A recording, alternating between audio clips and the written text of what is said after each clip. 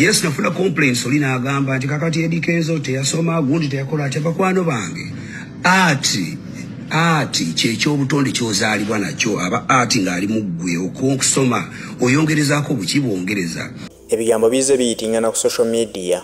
Kenzo afunye obutakkaanya n'abantu oluvannyuma lw'okulema okutegeera message zaabwe ku kiboogera ku Federation y'abayimbi abo.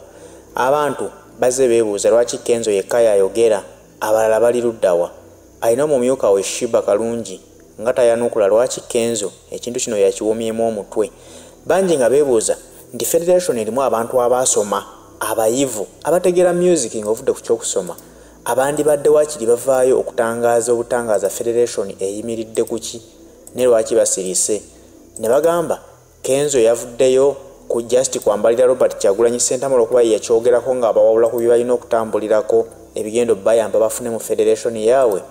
Buli omu abadde abyebuuza nga tabimala. Nga beebuuza ye Dr. Jose Chameleone yaddawa ekintu kino nga takyogerangako. Kuba tujjukira bulungi nti Dr. Jose Chameleone yali yeesimbyewo ku kifo ky'okukulembera Federation eno era yavuganya ne Kenzo mu kalulu. Weewaawo nga Kenzo yamusinga ensumika n'abeera nti ye president akulira ekintu kino.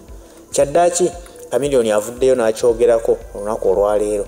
Okwogera kwa Chameleone agambye nti awagira nnyo ekintu kya Robert Kyagulanyi Ssentamu kye yayogera kubanga kyekyo lyekkubo lyokka erigenda okuyamba abayimbi bonna bayambira awamu. Era n'atangaaza mukulu munne Eddie Kenzo nti Bobi Wine kye yayogera yali tavoola yali tavumirira. Wabula yali ababuulira ekyo kyennyini ekituufu kye balina okukola ng'abayimbi baleme okuzannyiranga mu music waabwe. Omuntu oluyimba oluyimbe olulyeko mu kaseera kokka oluyimbidde naye lujjukira oluyimba teruvunda lusigalawo emyaka n'emyaka.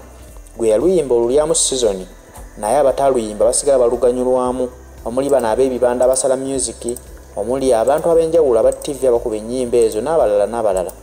Nga Chameleone agamba nti Kyagulanyi Ssentamu kye yayogera kyali kituufu kuba kiyamba bayimbi bonna okutwalira awamu.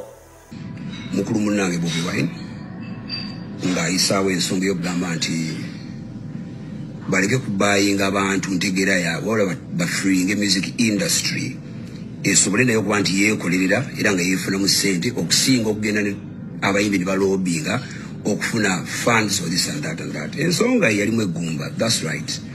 Era ku nsonga enjagala nange mpa endowooza yange nti kyayogerako kyennyini nsubira abayimbi bonna kyetukola ki kyetugezaako okulwanirira. Obanga oli muyimbi ng'oli mu business ya kuyimba obanga oli artist kuba artist akuma kuyimba kokka artist ayingira ne mu bibajje mu basiiga ebifaananyi ayingira ati muwanvu nnyo ati yava mu Coca-Cola ati n'ava mu Hamukola ati n'ava mu Berobi oli n'akola mu Bulaga. Teri muntu yenna wa ati mu nsi atayagala kufuna mu creation ye. Era ono n'atangaaza abayimbi banne nti ati wa Uganda abakolera ssente empitirivu obungi buli luvannyuma lwa mwaka. N'abuuza nti nekyandivudde ku ky'omuyimbi w'e Uganda okubeera ng'abonaabona. Twabirabako mu kiseera ky'omuggalo abayimbi abasinga basimbanga layini nga bayayanira akawunga n'ebijanjaalo. Nga bayimbi naye nga bakaaba nti bali bubi tebalina kyakulya. Chameleone ne yeebuuza nti omuyimbi wa Uganda obeera otyawo n'otuuka n'okukaaba ng'okaabira ekyokulya n'obulwa akawunga n'obulwa ebijanjaalo nti singa baba beegasse ne bakwatira wamu ne balwanirira copyright yaabwe kigenda kusigala kibayamba. Ng'omuyimbi ne bw'oba wayimba n'ovaako tokyayimba music wo gwe wakola asigala kuweereza. Era bwavuyiriddeyo n'asaba Oweekitiibwa Robert Kyagulanyi Ssentamu nti waawe yabasindikira Dr. Hildamani mu Parliament ayanje etteeka eryo eryokulaba ng'abayimbi bano bafuna copyright yaabwe. N'agamba nti naye tekimala. Dr. Hildamani muntu ssekinnoomu tasobola kumala. Kitegeeza nti balina muyamba buyambi ne bakwatira wamu bayimbi bonna ne bakwatagana ne Hildamani ne babeera muntu omu ne basobola okulwanirira ekintu kino ne kiyitawo. Naye bw'anaabira Dr. Hildamani yekka musajja wattu kyangu nnyo ekyokumuvunvubika etteeka lye ne balituulako obutuuzi nti naye abayimbi bwe beegattira wamu ne basitula eddoboozi lyabwe nga basaba kikolebwe kigenda kuseera kibagattira wamu bakiganyulwemu benyumiririze mu music waabwe. Era wavudde n'atunnyonnyola lwaki ye ali mu Federation eno ekulemberwa Eddie Kenzo nti atambuddeko ku mawanga ag'enjawulo naye bw'alabako ku music ow'amawanga amalala g'atambuliramu n'alaba enkola gye bakolamu okulaba nti basigala balya mu music waabwe. Y'ensonga lwaki yakkiriza okubeera mu Federation eno naye ng'ayagala okuleeta ebirowoozo bye ebirungi ebyekuusa ku mawanga gali g'aba atambuddeko.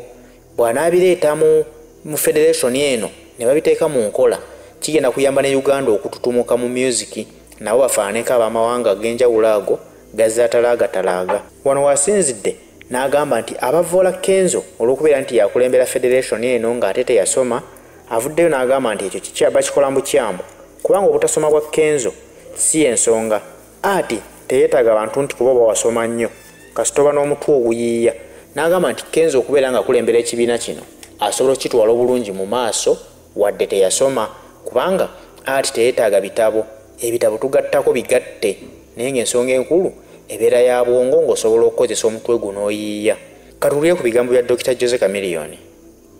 Kitandikira Dambuzaale nti bagamba nti kezaala keekomberera. Kakati nange bwe mba nazaala mu Joseph Mayanja nenzaala mu Chameleone gwensooka okukomberera, gwensooka okulabika nti promotinga then aveeko amatabi amalala agakola ki? Agakola n'ebirala. So omukulu principal ensonga gyali ayogerako mutuufu mu ango ye because industry yaffe erimu sente nyingi ezigeneratingibwa.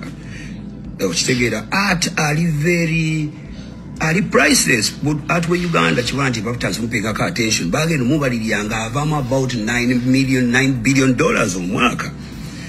Naye $9 billion bozibuuza ziragawa toina gyokola ki gyoziraba. That's why anti abayimbi batuuka lesinga twatuka mu lockdown omuyimbi n'anoonya n'oli abayimbi oli akanya bijanjalo oli akanya kawunga. Why? Because bantu batunyoma baga ntukola mmere ya lero si bwe kiri.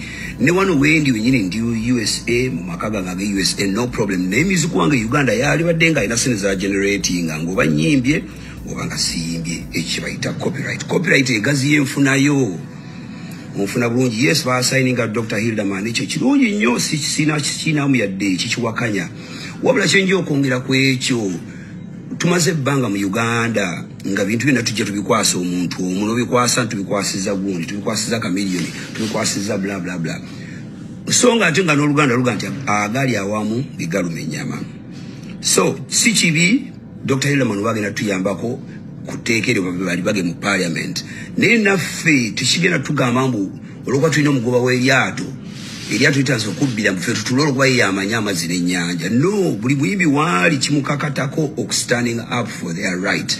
Right yo yeki, right yo ye copyright yo bwe bwannannyini bwo kubenga oluyimba olunyuma obanga terukola ki obanga terunyuma.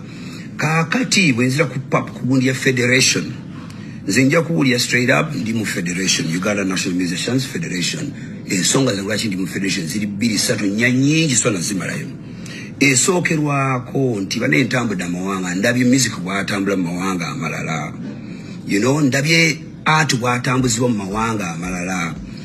Waliyo federation for example kankutwale mu mupiira waliyo FIFA iyo federation that is international. Waliyo local Uganda waliyo FUFA nayo that is an association federation. Ne mu boxing wa Uganda baina boxing federation e Uganda. Federation kwe kunganye birowoozo n'entegera y'abantu bonna abali mu kikole ekyo kimukula mu art ego mutunda ne batula mu box emu. Yes nafuna complaints olina agamba nti kakati Eddie Kenzo teyasoma gundi teyakola ati abakwano bange. Art kyekyobutonde kyozaalibwa nakyo aba art ng'ali mu ggwe okusoma oyongerezaako bukibwongereza. Nesanga abayimbi abali ba complaining bagamba kakati mwalonda Eddie Kenzo mwakola mutya